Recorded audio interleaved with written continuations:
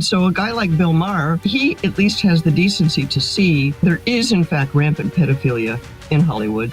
The redefinition of childhood is part and parcel of the sexual revolution. And no one ever, I feel like nobody ever has noticed that or talked about that. We're so obsessed with our own adult stuff, Where's the USCCB on no-fault divorce? Like, do they speak out about that? No. So I think it's a big issue, and I'm glad you brought that up. They still want their pills, their pornography. They want to be sex positive. By the way, my name is Joe McClain. I host a radio program called A Catholic Take, where we look at the world through a Catholic lens. I'd love for you to hang out with us. If you like it, give it a thumbs up and let us know what you think in the comments below. Bill Maher. Did you catch the video of Bill Maher critiquing and slamming Hollywood for their depravity? I mean, you got the P. Diddy thing going on. Harvey Weinstein's case was just tossed out, upsetting a lot of people.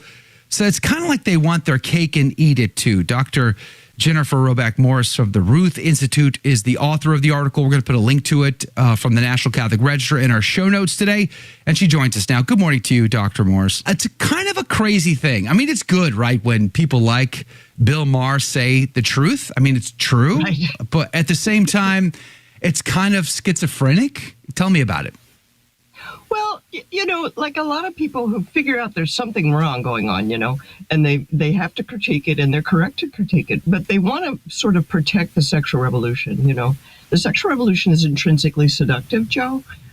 Basically, it says to us, we get to do anything we want sexually, and nothing bad's going to happen, and everyone wants to believe that that's true. And so a guy like Bill Maher, he at least has the decency to see that there is in fact rampant pedophilia in Hollywood, and he's willing to say that it's wrong, but he still wants to protect other parts of the sexual revolution, and you saw this with the Me Too movement. The ladies were all upset about sexual harassment, Harvey Weinstein, all of that kind of stuff, but they still want their pills, their pornography. They want to be sex positive. They don't want to be prudes, and I'm like, guys, I don't think that's going to fly.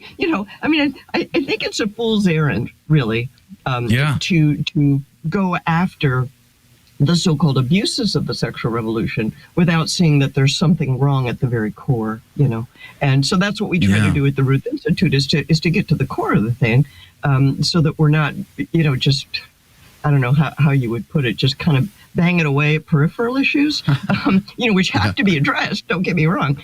But we try to get to the heart of the thing if we can. In the article, you say pedophilia is baked into the core principles of the sexual revolution. The potential for full-on acceptance of pedophilia has been latent from the very beginning of this ideology. And I guess that's the ugly underside of their life's choices. They, as you pointed out a minute ago, they want all of their sex debauchery, but they want to feel virtuous at the same time. They want their cake and eat it too. And you've even pointed out famous figures who have sort of laid the groundwork for this culture in the sexual revolution. Maybe you can name some names for me.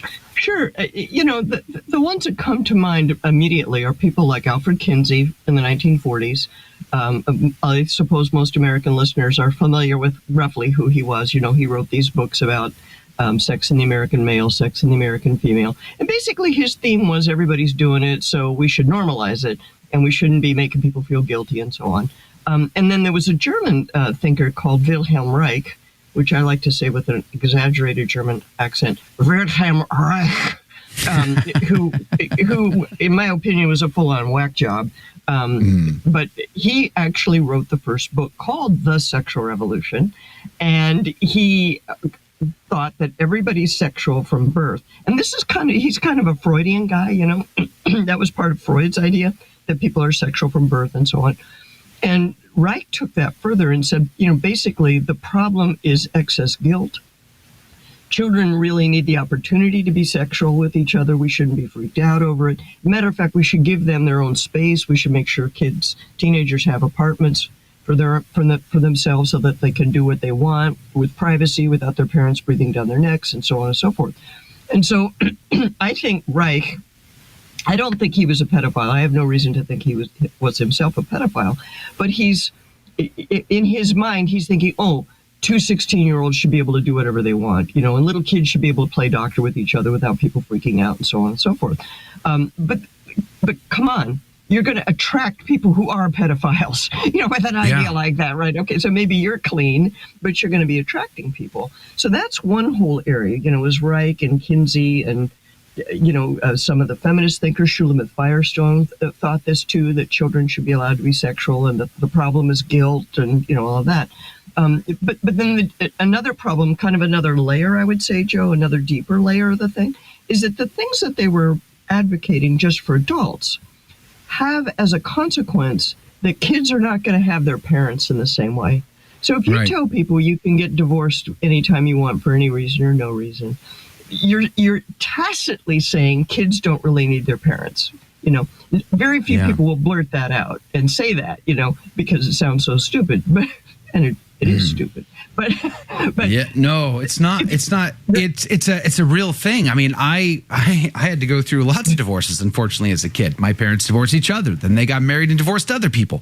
So I had to rinse and repeat that experience many times. And often as a speaker, as I've gone to men's conferences and events all over this country and beyond, I brought up the issue of what it's like to be a child in the midst of divorce, who's been told that if they really love their parents, then they're going to want their parents to be happy. So they got to just accept it, whatever it is. And inside the kid is like, I'm sorry, I only want my mom and my dad. Like, I deserve my mom and my dad. That's all I really want is my mom and my dad. But I'm pretending otherwise just to kind of keep the peace. And the kid is the one who suffers the most in that regard. I think the society has really, given up on that fight. They've really let that, no-fault divorce has been allowed to just go by the way of history, I suppose. And nobody's really pushing back on that. To include, where's the USCCB on no-fault divorce? Like, do they speak out about that? No. So I think it's a big issue, and I'm glad you brought that up. Well, permit me to say, Joe, as a person who did not go through divorce as a child, permit me to say, I will never accept it as normal. What you went through was wrong. I will never accept it as normal. And I say that in speeches all the time. And I have young people come up to me, sometimes in tears, to say, you're the first adult I've ever heard say that divorce is hard on children. Okay. So, I've been beating that drum since 2001 when I wrote Love and Economics, my very first book, had a big chapter about divorce and its impact on kids. And no one wants to hear it for all the reasons that you just mentioned. But here's the further thing that I want to draw out about it, Joe. When you're committed to something like no-fault divorce, when you're committed to something like contraception on demand, abortion on demand, you have to redefine childhood. So part of what happened to you as a child was that you were told that you were not really dependent and helpless, that your parents were the dependent parties, that you needed to accommodate them, that you as a child did not, in fact, need stability from your parents, that what you really need is the opportunity to be sexual yourself. And so the redefinition of childhood is part and parcel of the sexual revolution. And no one ever, I feel like nobody ever has noticed that or talked about that. We're so obsessed with our own adult stuff, Right. But the redefinition of childhood is almost complete. When you think about it, look at the states that are doing things in the name of the gender ideology, basically saying not only can kids get contraception and abortion without their parents' knowledge, that was stage one, within the sexual revolution, and that's. It's crazy, but it's true. The parents might be abusive, so we better be sure that the kids can get access, can talk to the doctor by themselves and give consent and so on and so forth. Parents are already under suspicion and are not the people who are charged with protecting the child and the child's interest. That's already happened. But now that's been extended into the whole gender ideology of getting catastrophically life-changing medical interventions, which I will not call treatments because it's not treatment to abuse healthy body parts, and to disrupt a functioning endocrine system. That's abusive. That's not medical care. But anyway, children are allowed to do that. And in some states, you probably have heard this too, the states are in the process of redefining the standard of care for between parents and children. What does it mean to be a good parent? What it means is to affirm the child, because the child knows themselves. The child follow the child's lead. The child knows, Right. Rather than you as an adult saying, heck no, kid, stop. We're going to put some boundaries on you. We're going to give some limits to you. We as your parents love you and are trying to protect you. They're trying to help you. That presumption in favor of the parents is being steadily written out of law. And of course, is being replaced by the state as the parent, the state and its functionaries of different kinds, right? And I'm sure you experienced that as a child going through no-fault divorce, multiple divorces. The family court was part of your life. Hey, I'm going to be speaking at a conference on August the 24th up in Niagara Falls, New York, Buffalo, New York, essentially. It's our 25-year anniversary for the Station of the Cross Catholic Media Apostolate. And there's going to be a huge lineup. Candace Owens is coming, Raymond DeRorio, Bishop Strickland, Father Mateg, Mother Miriam, myself, Jim Havens. Even producer Jake is going to be there with Tweed in tow. We want you to be there too, but we have not yet opened the registration or, given you the website. So that's still coming. So be on the lookout for that. I just wanted to tease that. But we're having a conversation with the founder of the Ruth Institute, Dr. Jennifer Roback Morse, about her article over the National Catholic Register. Thank you, Bill Maher, but your critique of Hollywood's depravity didn't go far enough. Dr. Morse, welcome back to the show. I want to talk about the hypocrisy of this. How many movies have come out of Hollywood? Da Vinci Code, for crying out loud. I mean, how many movies where they're happy to pound upon the Catholic Church, calling us out for our sins, rightfully so. Molesting anybody is evil. So we would be the first to admit that. But at the same time, they still like their depraved Hollywood, culture. In the article, you say trying to end childhood sexual abuse without challenging the sexual revolution is a fool's errand. I do not believe it can be done. Hollywood will never be the leader in ending the scourge of childhood sexual abuse. I think that's pretty obvious to just about everybody, Dr. Morse, but them apparently, because they still want to tell us what to think and how to think it all the time. Don't you agree? Well, and it's not just Hollywood, of course, it's the politicians too, the whole Jeffrey Epstein scandal, when you look at who was on his guest list on the Lolita Express or whatever it was, it was like, come on, the global ruling class is complicit, and we don't know the full extent of it, but we know enough to know that it's a real thing. These victims are credible, the evidence is credible.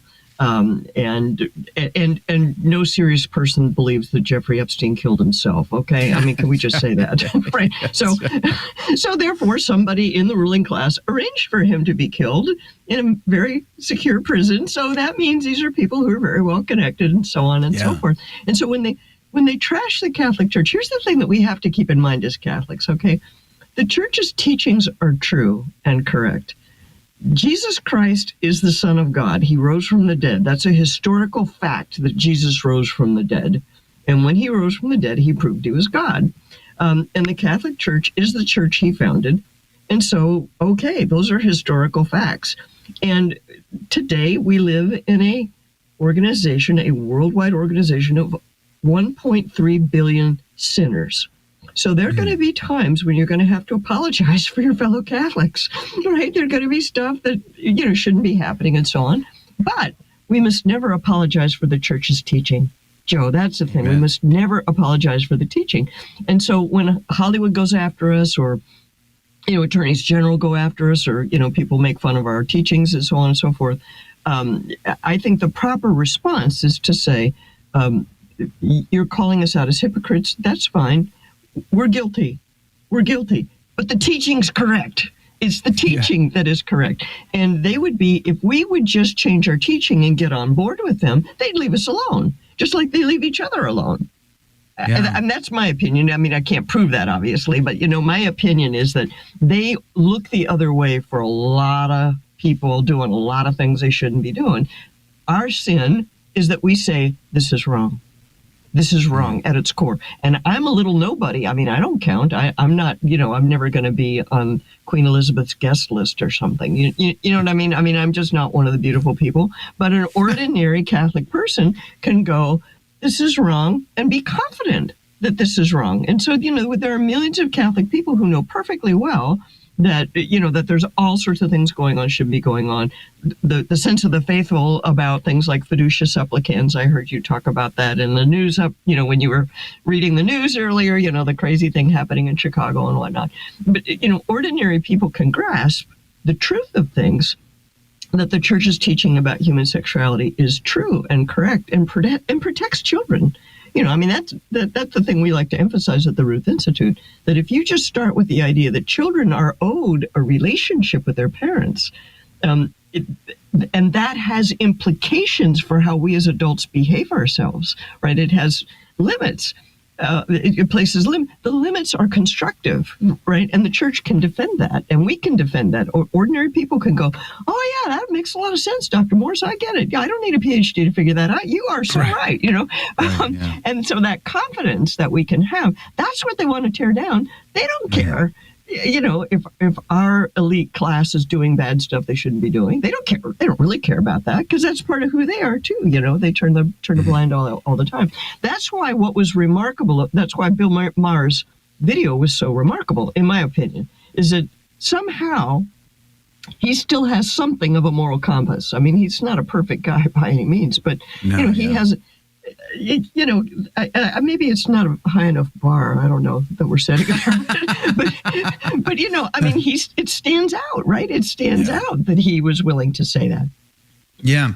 It also, did you see that AP article this week? They did a little video. It was like a 5-minute video, sort of following some young Catholics at the Benedictine college there in, I think, Kansas, and their minds are blown. Like, why would young people want to wear veils? Why would young ladies want to wear veils? Why would they want to kneel and receive on the tongue? Why would they be going backwards in time towards tradition? And why would they accept the church's teaching on sex, on abortion, contraception, et cetera, et cetera? Yeah. And yet the trend is young people are going back towards tradition and conservatism and truth itself. And this is really disturbing, it seems, sort of the status quo today, both on the right and the left, I would argue. I don't know if you saw that, but it was crazy. And I think that's a good sign for us. I think the young Catholics especially, I just talked to one in the last segment, a young Catholic, they seem to not be buying the lies of the last ditch effort of the boomer generation, I hate to put it that way, of trying to get us to buy the sexual revolution. Do you see it that way? Is there hope for the future? Oh, I see a lot of that. I see it very often. And I think, I suppose, Joe, it's because you and I tend to attract that kind of person, that they're gonna surface and hang out with us a little bit and stuff. Not too long ago, I gave a talk at an event that Lila Rose put on. Now, talk about an on fire young person, right? Person on fire for the faith. Lila Rose, oh my gosh, she's assembled a team of people around her at Live Action. They are rock stars on social media. I mean, they're all over the place. Anyway, I gave a talk at their conference for young leaders, 750 young adults, I would say from age 16 to 26, 30, something like that, And, they went bonkers over my talk. It was great. And there was one moment where I had a scene on my slide, I was saying, my point was that traditional Christian sexual morality defends the interests of children. And the scene that I had on my slide was of a married couple in front of, a wedding, a Catholic wedding, with, you could obviously see the bride and the groom and the altar in the background and everything. And I said, and this is our little cathedral, little old Lake Charles. And as you can see, it's a traditional Latin mass, because you could see the position of the priest and everything. And those kids went bonkers, Joe. I mean, just cheering. If you watch the video, if you go see Live Action's video, you just hear these kids going nuts over it. It's like, and you know how you're in an audience, you've done enough live stuff that you can get the vibe of an audience. And so that was not a scripted thing that I said there, something I'm like. It's inspiring though, right? I mean, it's good to see that they want more. They don't want less. Give me more meat on that bone. Stop stripping it away. Did you like that video? It's okay. You can admit it. It's perfectly fine. Hey, we cover the big stories of our day, from inside the church to outside the church to all points in between, and we do it from a Catholic perspective. It's called A Catholic Take. It's a radio program Monday through Friday. We live stream it right here on this channel, by the way, so make sure to subscribe, like, and share. We would be very grateful to you. And don't forget, you're going to want to watch this video right here, because you don't want to miss anything.